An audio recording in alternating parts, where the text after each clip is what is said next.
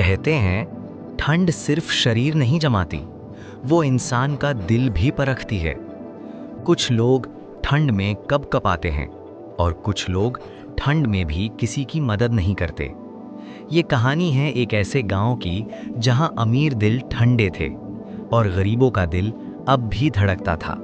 सर्दी की सबसे भयानक थी। कोहरा इतना घना कि हाथ को हाथ नहीं सूझ रहा था।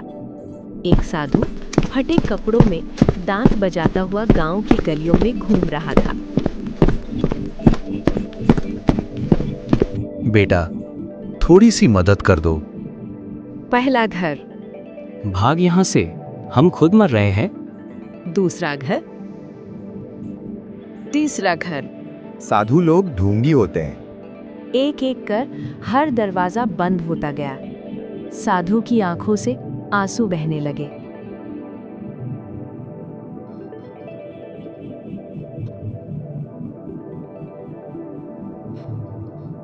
गांव के आखिरी सिरे पर एक टूटी फूटी झोपड़ी थी। यहीं रहते थे राधा गर्भवती, सतीश गंभीर रूप से बीमार। घर में था एक दिया, थोड़ा अनाज और एक पुरानी चादर। ठंड हर रात मौत बनकर आती थी। सतीश की हालत हर दिन और बिगड़ती जा रही थी। उसकी सांसें मानो गिनती की रह गई थी।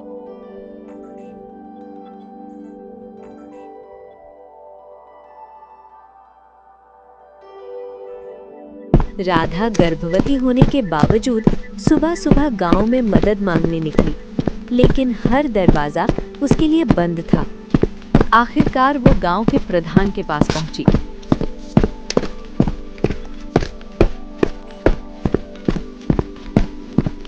प्रधान हुक्का पी रहा था। राधा रोते, प्रधान जी, मेरे पति बहुत बीमार है, थोड़े पैसे उधार दे दीजिए, उनकी जान बच जाएगी। प्रधान ने ठंडी हंसी हंसी। अरे राधा, वो सतीश निकम्मा है, सालों से ऐसे ही बीमार पड़ा है, मरने दे उसे। ये सुनते ही राधा सन्न रह गई। प्रधान जी, ये आप क्या कह रहे हैं? प्रधान उसे ऊपर से नीचे घूरते हुए बोला, तू अभी जवान है, दूसरी शादी कर लेना। राधा फूट फूट कर रोने लगी। मैं अपने पति को मरते नहीं देख सकती।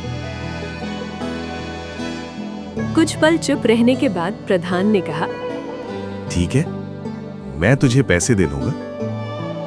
राधा की आंखों में उम्मीद की एक किरण जगी, लेकिन अगले ही पल, पर मेरी एक शर्त है, अगर तू मेरे पैसे वक्त पर नहीं चुका पाई तो तेरी ये झोपड़ी मेरी होगी। राधा कांप गई। उसकी झोपड़ी, उसकी आखिरी छत। लेकिन सतीश की हालत उसकी आंखों के सामने थी। अब जा और जल्दी चुका देना। राधा पैसे लेकर कांपते कदमों से वहां से चली गई।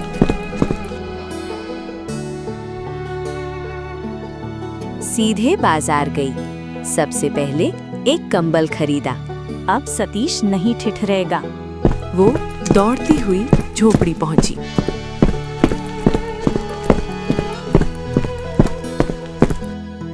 लेकिन अंदर सन्नाटा था। सतीश जमीन पर निष्प्राण पड़ा था। राधा 10 मिनट पहले दम टूट गया। वो कंबल जिसे बचाने के लिए लाई थी, उसी से पति की लाश ढक दी और उसके पास फूट फूट कर रोने लगी। लेकिन कोई गांव वाला अंदर नहीं आया। एक गांव वाले को याद आया, राधा तो प्रधान से पैसे लेकर गई थी। प्रधान झोपड़ी पर आ पहुंचा। मेरे पैसे वापस कर। प्रधान जी, अब कहाँ से दूं? 10 दिन की मोहलत है, नहीं दिए तो झोपड़ी मेरी। और वो चला गया। उसके बाद कोई गांव वाला झोपड़ी के पास तक नहीं आया। उसी रात वही साधु फिर झोपड़ी के पास आया। बेटी, मेरी मदद कर दो।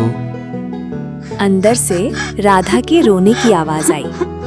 साधु अंदर गया। सतीश की लाश कंबल में ढकी हुई। बाबा, मेरे पास कुछ नहीं है। फिर बोली, ये कंबल मैं पति के लिए लाई थी, अब वो नहीं रहे। इसे ले जाइए, किसी की तो जान बचे। साधु की आंखों से आंसू गिर पड़े। अचानक झोपड़ी में तेज रोशनी फैल गई। बेटी, तू धन्य है। जिस गांव ने दिल ठंडा रखा, उस पर ठंड का कहर गिरेगा। तेज उजाला हुआ, गायब हो गया। रात गहरी थी। ठंड इतनी ज्यादा कि पूरा गांव बर्फ की तरह जम चुका था। राधा की झोपड़ी के अंदर हल्की हल्की गर्माहट थी। राधा का नवजात बेटा अचानक जोर जोर से रोने लगा। उसी समय एक औरत राधा की झोपड़ी के पास से गुजर रही थी। इतनी ठंड में बच्चे के रोने की आवाज? वो हैरान होकर झोपड़ी के अंदर झांकती है। उसकी आंखें फैल जाती हैं। झोपड़ी के अंदर गर्मी थी। राधा और उसका बच्चा आराम से सो रहे थे। अरे, इसके घर में इतनी गर्मी कैसे? वो दौड़ती हुई गांव में जाती है और सबको बताती है। गांव वालों की सच्चाई से मुठभेड़। थोड़ी ही देर में कई गांव वाले राधा की झोपड़ी के बाहर खड़े थे। अंदर गर्मी, बाहर हड्डियां जमा देने वाली ठंड। एक बूढ़ा ग्वाला धीरे से बोला, भाइयों, याद है वो साधु जिससे हमने दूध तारा था? आखिरी बार वो साधु राधा की झोपड़ी में ही देखा गया था। मुझे लगता है हमें उसी का श्राप लगा है। राधा की आंख खुलती है। राधा की नींद खुल जाती है। वो बाहर आती है।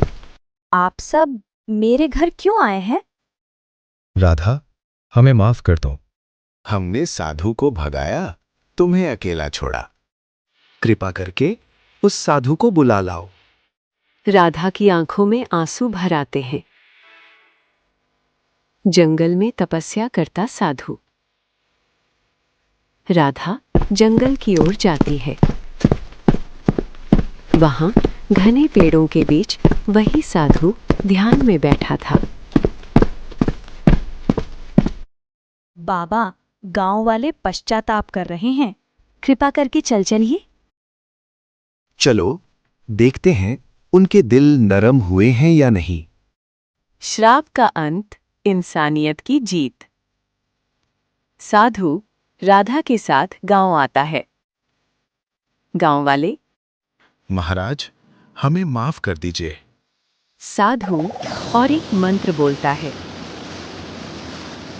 अचानक धुंध छट जाती है। ठंडी हवा रुक जाती है। सूरज की किरणें निकल आती हैं। गांव वाले साधु महाराज की जय के नारे लगाने लगते हैं। सब राधा से भी माफी मांगते हैं।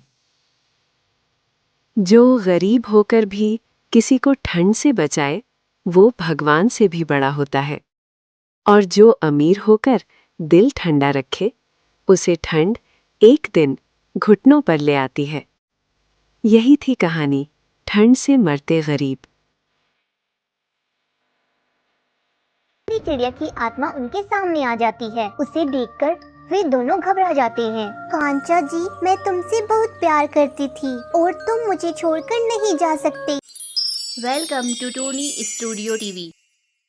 ये कहानी एक भटकती टोनी चिड़िया की आत्मा की है, जिसकी इच्छा अधूरी रह गई थी। टोनी की नई नई शादी हुई थी। उसके चेहरे पर काले दाग थे, जिसके कारण उसका पति कांचा कौवा उसे पसंद नहीं करता था। लेकिन ये बात टोनी के ऊपर जाहिर नहीं होने देता था। ऊपर के मन से तो उसे बहुत प्यार करता था, लेकिन दिल से उससे नफरत करता था। जब भी ऑफिस से आता, उसके लिए कुछ न कुछ गिफ्ट लेकर आता, जिसे देखकर टोनी बहुत खुश होती थी। कांचा कौवा हमेशा टोनी चिड़िया से पीछा छुड़ाने का प्लान बनाता रहता था। और एक दिन कांचा टोनी से कहता है, टोनी, हम दोनों की शादी हुए 1 महीना हो गया है, लेकिन हम कहीं घूमने नहीं गए। कल मेरी सैलरी मिलने वाली है, हम दोनों एक अच्छे से हिल स्टेशन पे चलते हैं और घूम कर आते हैं। अच्छा ठीक है जी, मैंने सुना है मनाली बहुत ही अच्छी जगह है। फिर ठीक है, कल सैलरी मिलते ही मैं मनाली के लिए टिकट बुक कर लेता हूँ और हम मनाली में खूब मजे करेंगे। अगले दिन कांचा अपने ऑफिस से सैलरी लेकर मनाली के लिए 2 टिकट बुक करता है और फिर घर आकर टूनी को टिकट दिखाते हुए कहता है, चलो टूनी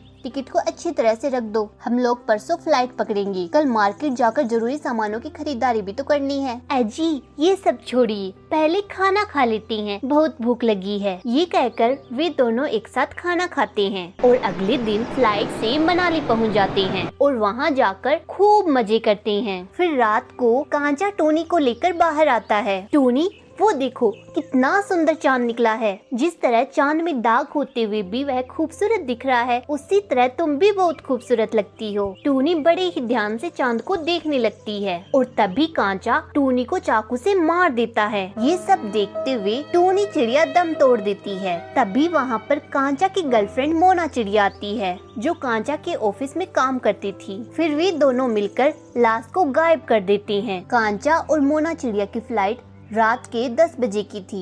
9 बजे वे होटल से बाहर निकलते हैं। कुछ दूर जाते ही टूनी चिड़िया की आत्मा उनके सामने आ जाती है। उसे देखकर वे दोनों घबरा जाते हैं। कांचा जी, मैं तुमसे बहुत प्यार करती थी और तुम मुझे छोड़कर नहीं जा सकते। तुमने मुझे इतना बड़ा धोखा क्यों दिया? क्यों मुझे मार दिया? अब मैं तुम्हें अपने साथ लेकर जाऊंगी और ये मोना भी नहीं बचने वाली। हम तीनों हमेशा हमेशा के लिए मनाली में साथ रहेंगी। इतना कहकर भूतिया टूनी चिड़िया की आत्मा दोनों को मार देती है और वे तीनों आत्माएं मनाली के हिल स्टेशन पर भटकने लगती है और आए हुए टूरिस्ट को बड़े ही बेदर्दी के साथ मार देती हैं। Welcome to Tony studio TV. एक सुंदर से बगीचे में एक बरगद का पेड़ था। उस बरगद के पेड़ पर एक टोनी नाम की चिड़िया ने अपना घोंसला बना रखा था। उस बरगद के पेड़ पर एक कांचा कौवा नाम का कौवा भी रहता था, जिसके पास उसके छोटे छोटे बच्चे भी रहते थे। एक दिन कांचा कौवा टोनी चिड़िया के पास रोता हुआ आता है। क्या हुआ कांचा भाई, आप इतना क्यों रो रहे हो? हमारे इलाके में पता नहीं कहां से एक बिल्ली आ गई है, जिसने मेरे एक बच्चे को पकड़कर खा लिया। क्या बिल्ली? वो कहां से आ गई? पता नहीं कहां से आ गई, पर आते ही उसने आतंक मचा दिया। अब मैं अपने बच्चों की रक्षा उससे कैसे करूं? तभी टोनी चिड़िया मन ही मन सोचती है, हे भगवान, मेरे तो 4 ही अंडे हैं और उन अंडों में से अब कुछ ही दिनों में बच्चे भी बाहर आने वाले हैं। अब मैं अपने बच्चों की रक्षा उस बिल्ली से कैसे करूं? अच्छा चिड़िया बहन, मैं अब जा रहा हूं अपने घोंसले में। अगर वो बिल्ली फिर से आ गई तो मेरे बच्चों को मार देगी। यह कहकर कांचा कौवा अपने घोंसले में चला जाता है। कुछ दिन यूं ही बीत जाते हैं। टोनी चिड़िया के 4 नन्हे बच्चे अंडों से बाहर आ जाते हैं। अरे मेरे नन्हे बच्चों, कैसे हो सब? बच्चे चूं चूं कर रहे थे। तभी टोनी चिड़िया के घोंसले के नीचे से वह काली बिल्ली गुजर रही थी। अरे ये तो किसी चिड़िया के बच्चों की आवाज लग रही है। लगता है आज तो नॉनवेज भोजन मिलेगा। चलो तलाश करते हैं, आखिर ये बच्चे कहाँ छुप कर बैठे हैं। बिल्ली तभी पेड़ के ऊपर टोनी चिड़िया का घोंसला देखती है। अच्छा, तो इन बच्चों की आवाज उस घोंसले में से आ रही है। बच्चों तुम यहीं बैठे रहो, मैं तुम्हारे लिए भोजन की व्यवस्था कर आती हूँ, बाहर मत निकलना। टोनी चिड़िया के बच्चे चूं चूं करते रहते हैं और टोनी चिड़िया उड़कर घोंसले से बाहर चली जाती है। तभी बिल्ली की नजर टोनी चिड़िया पर पड़ती है। चलो अच्छा है, ये चिड़िया खुद ही अपने घोंसले से बाहर चली गई। अब मैं बड़ी ही आसानी से इसके बच्चों को अपना शिकार बना पाऊंगी। बड़े ही दिनों के बाद भोजन में आज नॉनवेज खाने को मिलेगा।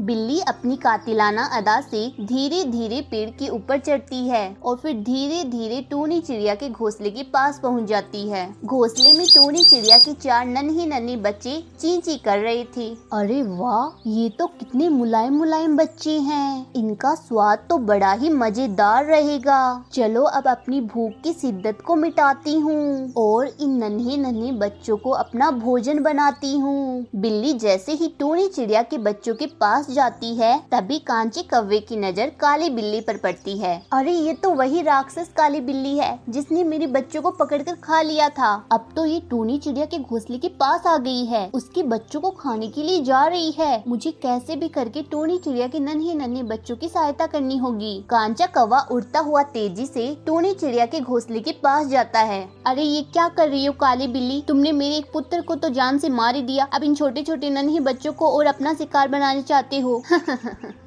इतने नन्हे नन्हे बच्चों को तो खाने का मजा ही कुछ और है, पर मैं तुम्हें इन टूनी चिड़िया के बच्चों को नहीं खाने दूंगा। इन बच्चों को छोड़ दो वरना हम सारे पक्षी मिलकर तुम्हारा जीना मुश्किल कर देंगे।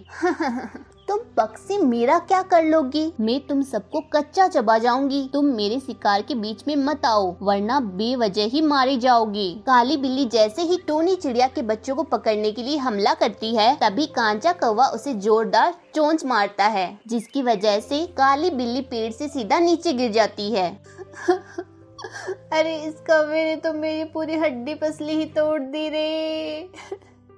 बिल्ली, अगर तुम अपनी जान की सलामती चाहती हो तो सीधी तरह से यहाँ से चली जाओ। अगर तुमने हमारे बच्चों की ओर दोबारा मुड़कर देखा तो हम तुम्हारा वो हाल करेंगे जो तुम जिंदगी भर याद रखोगी। तुमने ये सही नहीं किया कौवे, तुम्हें इसका बहुत बुरा अंजाम भुगतना होगा। इस बार तो मैं जा रही हूँ, पर अगली बार जब लौट कर आऊंगी तब तुम्हारे सारे बच्चों को अपना शिकार बनाकर ही जाऊंगी। काली बिल्ली, ये हम पक्षियों की संतान है, हम हमारी संतान पर कोई भी आंच नहीं आने देंगे। चाहे सामने इस जहां का सबसे खतरनाक राक्षस क्यों ना हो, हम उसका भी सामना कर लेंगे। काली बिल्ली लड़खड़ाती हुई वहाँ से चली जाती है। कुछ समय बाद टूनी चिड़िया अपने घोंसले में वापस आती है। बच्चों को हड़बड़ाता हुआ देखकर टूनी चिड़िया घबरा जाती है। क्या हुआ बच्चों, तुम इतने घबराए हुए क्यों हो? घोंसले में कोई आया था क्या? तभी कांचा कौवा टूनी चिड़िया के पास आता है और कांचा कौवा फिर टूनी चिड़िया को सारी बात विस्तार से बताता है। यह सुनकर टूनी चिड़िया बहुत घबरा जाती है। बच्चों, उस बिल्ली ने तुम्हें कुछ किया तो नहीं ना?